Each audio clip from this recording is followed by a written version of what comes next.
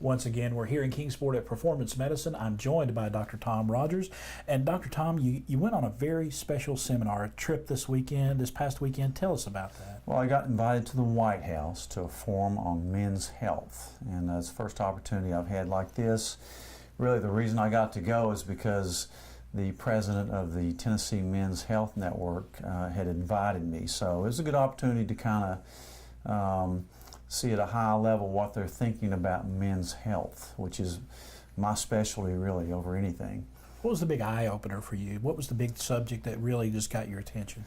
Well, there are a lot of things, but my expertise is really on prevention and getting men to lose weight, replacing their hormones. But this forum was really more about how men are at risk, because men, we grow up kind of macho. Right. We ignore a lot of good advice thrown our way. We tend to not get screening tests that men need to start doing, like prostate, PSAs, colonoscopies, prevention of heart disease. As you know, men are more unhealthy than women are. Right. There's a lot more obesity, alcoholism, smoking, hypertension, heart disease, cancer, suicide. One of the main things we talked about was mental health, and 4 out of 5 suicide completions are men. So there's a lot more mental illness, and so the focus of this whole conference was really to get men themselves to take responsibility, and for the ones that love them, i.e. women, right, to be able to help guide them in seeing a primary care physician to kind of get them to think about getting some preventive medical services. Do you see, we were talking earlier, when I turned 50, my doctor told me, you got to get this done, this done, this done, gave me a whole checklist of things to get done. It might be time for us to start thinking maybe even earlier to get those things done. I think earlier. They pointed out that, girls, when they're kids and teenagers, they see a pediatrician, so do boys.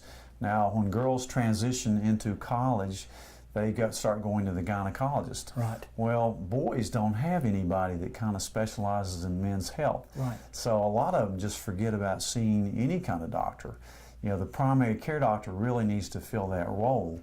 And one of my main interests as I've gotten older is men's health, because there's nobody else that really does it. Right. By default a lot of times, because men start getting low testosterone and some issues like that.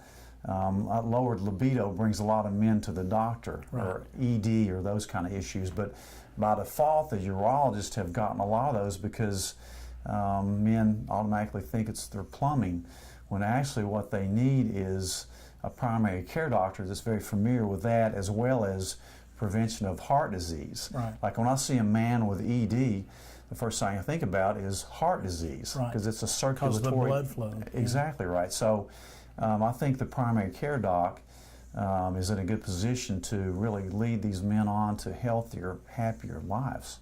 Are you seeing, you spoke about guys being macho, guys putting it off, I'm supposed to just tough it out, rub some dirt on it and go on. Right. That is not the way to look at your health, is it? No, it's really not. And when you look at the statistics on men and how unhealthy they are, it's really scary, especially with the mental health issues, right, and the smoking and the drinking, right, and the lack of screening. They don't come in for physicals. In my practice, my specialty is really men's health, but I end up seeing more women than men because they come in more frequently. All right, Dr. Tom Rogers, thank you for sharing that with us.